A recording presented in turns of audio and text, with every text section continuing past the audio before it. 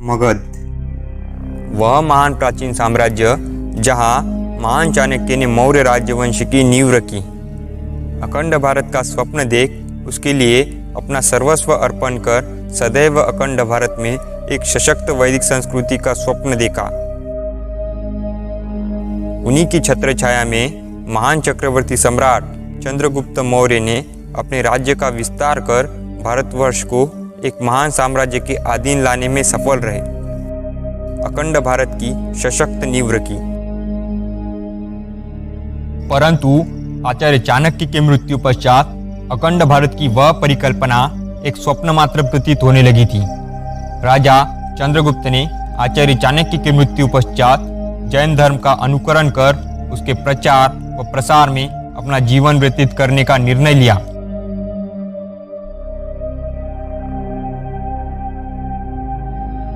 उनके पुत्र बिंदुसार ने मौर्य राजवंश की गद्दी धारण की। उन्होंने आजीवन सांप्रदायित्व धारण कर शासन को मजबूती प्रदान की। अपनी सशक्त नीतियों व न्याय प्रणालियों के कारण राष्ट्र में दृढ़ता व सुव्यवस्था स्थापन करने में वे सक्षम रहे। अपने शासनकाल में वे वेदों व संस्कृत भाषा का हनन रोकने में असमर्थ रहे। परिणाम स्वरूप वे वैदिक सनातन संस्कृति के विरुद्ध प्रतीत हुए।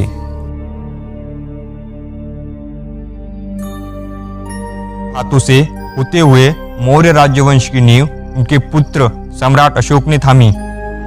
वे एक सशक्त, साहसी व हठू योद्धा थे। उन्होंने हिंसा व हठ का सहारा लेते हुए अपने साम्राज्य का विस्तार कर मौर्य साम्राज्य को अपनी बुलंदियों पर पहुंचाया।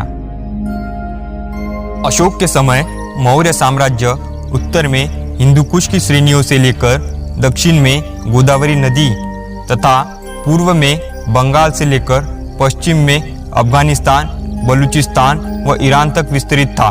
कहते हैं कि ईरान से लेकर बर्मा तक अशोक का साम्राज्य था। इन्हीं की शासनकाल में मौर्य साम्राज्य अपने चरम पर पहुंचा।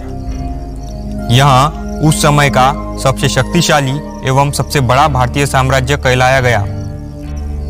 परंतु कलिंग के महाविनाशी व भयंकर युद्ध के बाद उन्होंने बौद्ध धर्म का अनुकरण कर आजीवन अहिंसा का पथ ग्रहण कर लिया।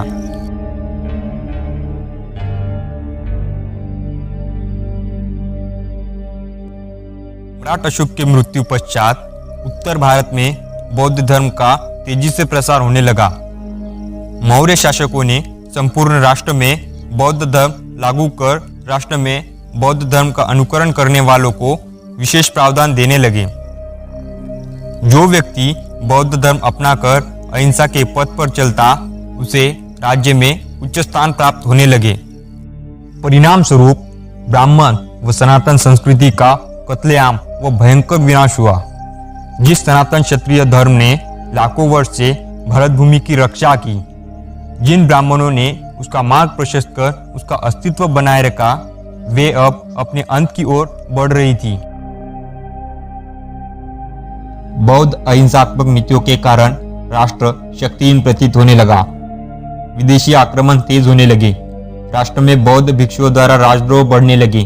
वित्तीय संकट व विघटन ऐसे असंख्य और विभिन्न संकटों से राष्ट्र जूझने लगा।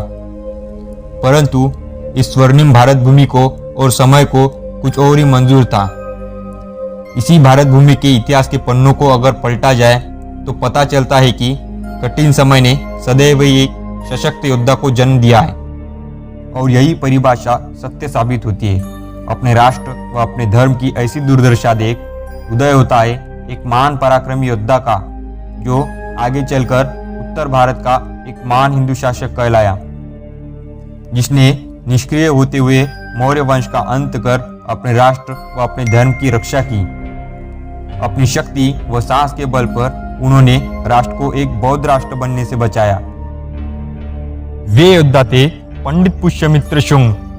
मौर्य राजाओं के देश विरोधी निर्णय व नीतियों के कारण मौर्य वंश का अंत कर उन्होंने शुंग वंश की नींव रखी। आइए देखते हैं कौन थे पंडित पुष्यमित्र शुंग। अशोक की मृत्यु पश्चात बौद्ध धर्म अपने चरम पर पहुंच चुका था। संपूर्ण राष्ट्र में बौद्ध धर्मांतरण अपने जोरों पर था। धर्म परिवर्तन का विरोध करने पर ब्राह्मण व क्षत्रियों का कत्लेआम किया गया। और इसी कठिन समय में एक ब्राह्मण के घर एक बालक का जन्म होता है। पिता एक सामान्य ब्राह्मण किसान थे, परंतु अपने धर्म व अपने राष्ट्र के प्रति दृढ़ थे। उन्होंने बौद्ध धर्म की अधीनता न स्वीकारते हुए अपनी मृत्यु को गले लगा लिया। अपने माता पिता की मृत्यु आंखों के सामने होता देख उस बालक ने एक शपथ ली, वह वहां से निकल गया और वह शपथ थी बौद्धों का सर्वनाश। समय बीतता गया, अपने शौर्य व शक्ति के बल पर अब वह मगध का सेनापति बन गया। अपने कुशल नेतृत्व व निर्णय क्षमता व अदम्य साहस के कारण उसने मौर्य साम्राज्य के लिए असंख्य युद्ध लड़े। वह अपनी सेना का विश्वास खुद पर केंद्रित किया। तो उस वक्त तक संपूर्ण राष्ट्र केसरिया रंग में रंगित बौद्ध भिक्षु से परिवर्तित हो चुका था। अहिंसा संपूर्ण राष्ट्र में अपने चरम पर थी। इसी अवसर का लाभ व राष्ट्र की निर्बलता देख यवनों ने अपने आक्रमण तेज कर दिए। यवनों ने बौद्ध धर्म गुरुओं को अपने धर्म प्रसार की लालसा देकर राजद्रोह करवाना शुरू कर दिए। परिणाम स्वरूप यवनों को बौद्ध मठों व विहार में पनाह मिलने लगी। यह बात सेनापति पुष्यमित्र को पता चलते ही उन्होंने राजा वीरभद्र से कार्यवाही की अनुमति मांगी, परंतु राजा वीरभद्र ने उन्हें नकार दिया। जहां एक ओर दुश्मन भारत पर विजय का स्वप्न लेकर आगे बढ़ रहा था, वहीं दूसरी ओर भारतवर्ष का राजा अपनी सीमा की सुरक्षा में लगे सेनानायक से लड़ रहे थे। परंतु अब राजा के अयोग्य निर्णय राष्ट्र रक्षा के विपरीत साबित होने लगे थे और अंततः सम्राट व सेनानायक के बीच संघर्ष में सम्राट मृत्यु को प्राप्त होते। सम्राट वीरभद्र के मृत्यु पश्चात पंडित पुष्यमित्र शुंग ने मगध साम्राज्य पर अपना आधिपत्य स्थापित कर शुंग वंश की नींव रखी। परंतु सदैव ही सेना के निकट रहने के कारण उन्होंने स्वयं को सेनापति कहलाया।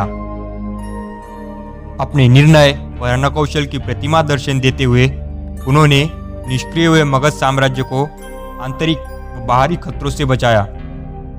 मौर्य काल में उत्थान पर आए बौद्ध धर्म व उसके अहिंसात्मक नीतियों के कारण अपने माता पिता की मृत्यु व असंख्य ब्राह्मण व क्षत्रियों के नरसंहार वे भूले नहीं थे। परिणाम स्वरूप वे बौद्ध भिक्षुओं के काल बनकर उभरे।